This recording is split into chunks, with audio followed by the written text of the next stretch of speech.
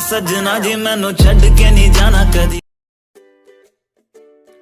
আজি মই আপোনালোকৰ ওচৰত খ্ৰীষ্টমাছ স্পেচিয়েল এটা বেছিক কেক বনাই দেখাইছোঁ। কেকটোৰ কাৰণে প্ৰথমতে 4টা কণী লৈ লৈছোঁ।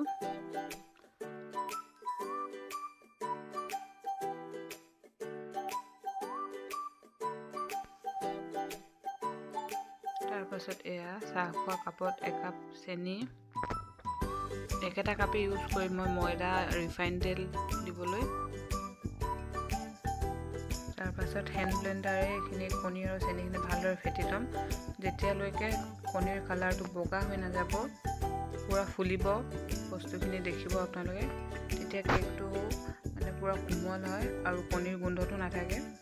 মই ভেনিলা এচেঞ্চ নিদিওঁ, কাৰণ ঘৰত বনাই এনেকৈ কেক খালে ভেনিলা গোন্ধ কিছুমানে ভাল নাপায়, মোৰ ভাল নালাগে। নৰ্মেল কেক যিটো ঘৰুৱা ফিল আহে সেইটো কেক ভেনিলা নিদিলে ভাল লাগে।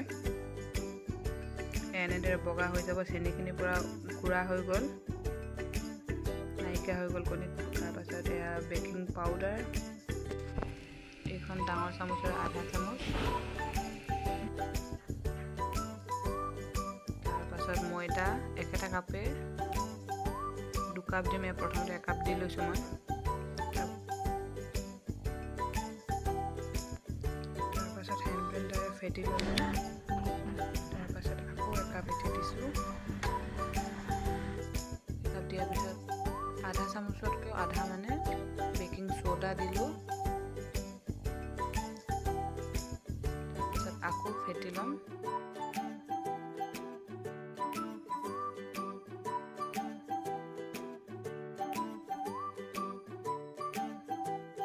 আপোনালোকে যদি বিচাৰে যিকোনো ধৰণৰ ড্ৰাই ফ্ৰুটছ, বাদাম, খিচমিচ, কাজু, যিকোনো ধৰণৰ ড্ৰাই ফ্ৰুটছ দিব পাৰে। মই ওপৰত দিম, মাজত নিদিওঁ। তাৰপাছত এয়া একেটা কাপেৰে 1 কাপ ৰিফাইন অইলৰ জেগাত আপোনালোকে মেল্টেড বাটাৰো ল'ব পাৰে। বাটাৰ দিলে আৰু টেষ্টটো ধুনীয়া হয়।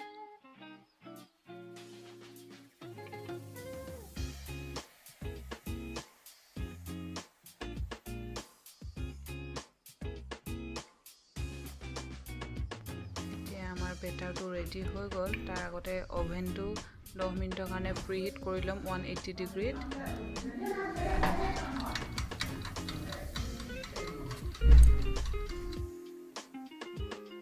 এয়া কেক টিনটোত বেটাৰ দি ল'লোঁ, ওপৰত কাজু দি দিছোঁ।